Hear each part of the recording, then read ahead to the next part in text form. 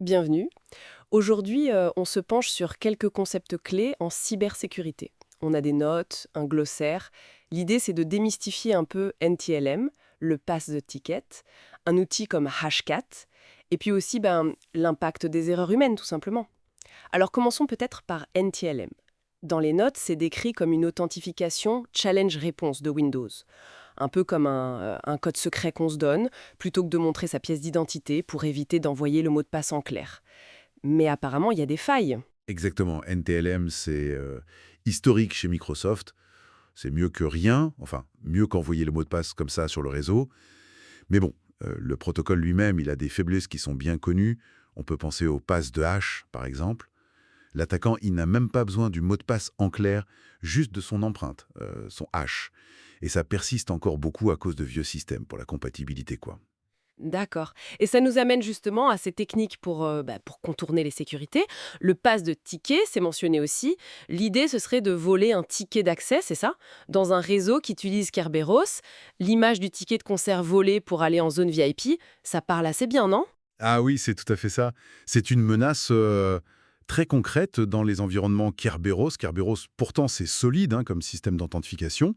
Mais voilà, des outils comme Mimikatz, par exemple, ils sont capables d'aller chercher en mémoire vive, sur un poste qui a été compromis, ils vont chercher ces fameux tickets, le TGT, le ticket initial, ou les tickets de service pour accéder à des ressources spécifiques. Mhm. Et une fois que l'attaquant a mis la main sur un ticket valide, il peut se balader sur le réseau comme s'il était l'utilisateur légitime, sans mot de passe. C'est assez effrayant.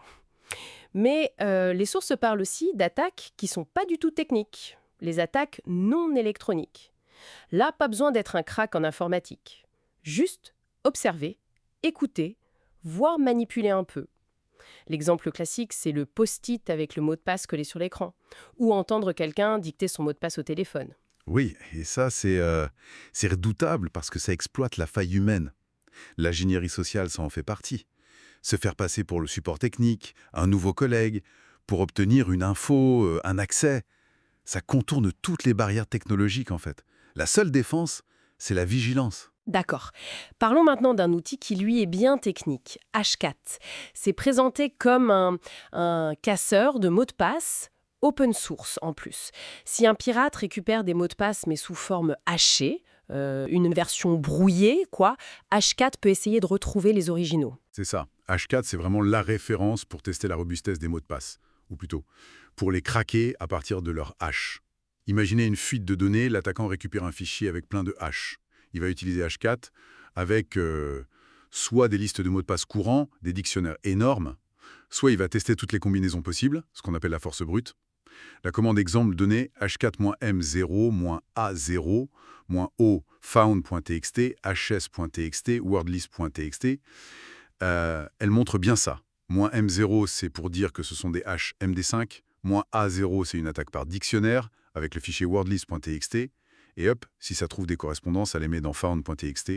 C'est l'outil de base pour ce genre d'attaque. Et ça met en lumière le dernier point crucial des sources hachées, le danger de stocker ces mots de passe n'importe comment. Un fichier passwords.txt sur le bureau, un mot de passe écrit en clair dans un bout de code envoyé par email. C'est un peu comme laisser la clé sous le paillasson, non? Ah oui, oui, complètement. Si vous stockez des mots de passe en clair ou même avec un hachage très faible et sans sel, vous rendez quasiment inutile toutes les autres mesures de sécurité que vous pourriez avoir mises en place.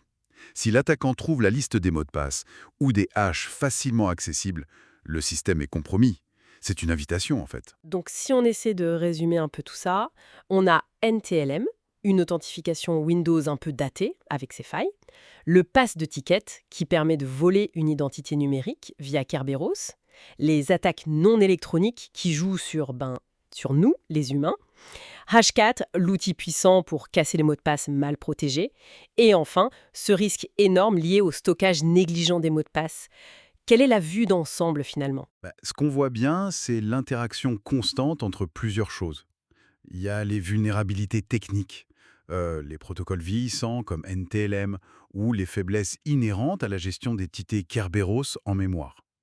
Il y a la puissance des outils d'attaque qui augmente sans cesse, comme H4. Et puis, il y a le facteur humain, l'ingénierie sociale, les mauvaises habitudes, les erreurs de configuration. Ça reste souvent le maillon faible. La sécurité, c'est vraiment une chaîne.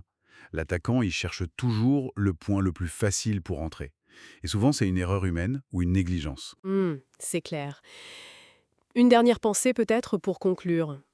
Au-delà de ces attaques spécifiques qu'on a vues, est-ce que la confiance, même qu'on accorde un peu par défaut, à nos systèmes, à nos collègues, à nos outils, est-ce que cette confiance ne devient pas elle-même une vulnérabilité, une sorte de porte d'entrée implicite? De quoi réfléchir et surtout, rester vigilant.